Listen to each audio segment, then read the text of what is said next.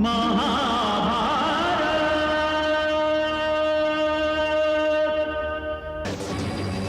मृत्यु का अपमान न करोगे। अब ये किसी का अपमान करने के लिए जीवित ही नहीं रहेगा। हे कौंतेय भीम, आज तूने अपने गुरुजनों का अपमान किया है।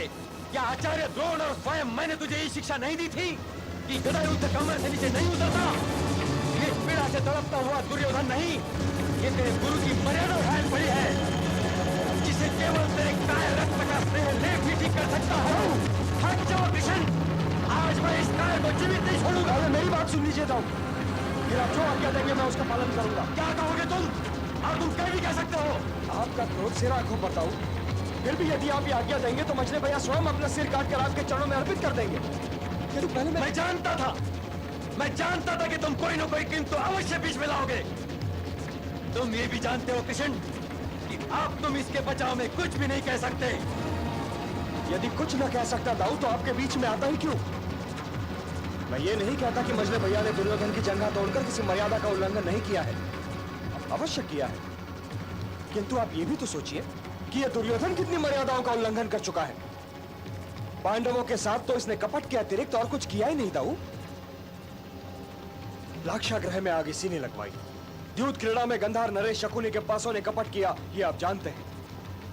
भरत कुलवधु द्रौपदी बालों से पकड़कर भरी राजसभा में घसीट कर लाई गई, ये भी आप जानते हैं। और इस सभ्य योद्धा ने जंगा खोलकर उसे उस पर बैठने के लिए आमंत्रित किया था, क्या ये नहीं जानते आप? किंतु दाऊ, आपने कभी दुर्योधन को तो नहीं टोका? क्या मर्यादाएं भी पक्षपात करती हैं दाऊ? कि यदि दुर्योधन किसी मर्यादा का उल्लंघन करे तो वो ठीक, और यदि मजले भैया भीम से किसी मर्यादा का उल्लंघन हो जाए तो उनके लिए मृत्यु दंड? ये तो कोई न्याय नहीं हुआ दाऊ। टूटना ही था इस जंघा को, क्योंकि मजले भैया प्रतिज्ञाबद्ध थे। मुझे ये बताइए दाऊ कि यदि मजले भैया के स्थान पर आप रहे होते तो आप क्या करते? हे दाऊ, ये न भूलिए कि जब अर्जुन और दुर्योधन दोनों इस धर्म युद्ध का निमंत्रण लेकर आपके पास आए थे तो आपने समय की इस चुनौती को स्वीकार नहीं किया था। आप तीर्थ यात्रा पर निकल गए थे दाऊ, तीर्थ यात्रा पर।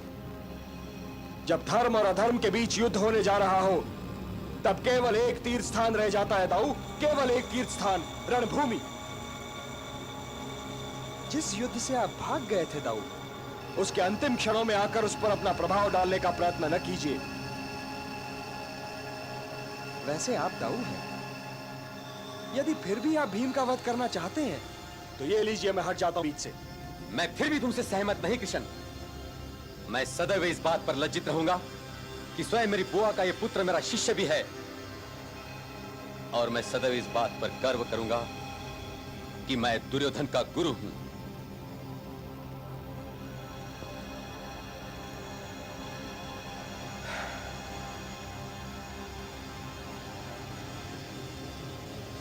दाऊ की बात का क्या बुरा मानना मजले भैया? वो मर्यादा को अलगत्व में देखते हैं, किंतु मर्यादा शून्य में नहीं उगती। इसलिए आप अपना मन मैला न कीजिए। दुर्योधन को उसके मृत्यु के साथ अकेला छोड़ दीजिए, क्योंकि इसकी मृत्यु उसके पराजय से अधिक महत्वपूर्ण नहीं है। यह धर्म की विजय और अधर्म की पराजय का दिन है। सूर्यास्त भी सामने ही है, और विजय की पहली रात तो कौरव शिविर में ही बितानी चाहिए ना मजले भैया। चलिए। प्रण पूरा कर भीम ने जंघा डाली तो माता का वरदान भी गया दुष्ट को छोड़।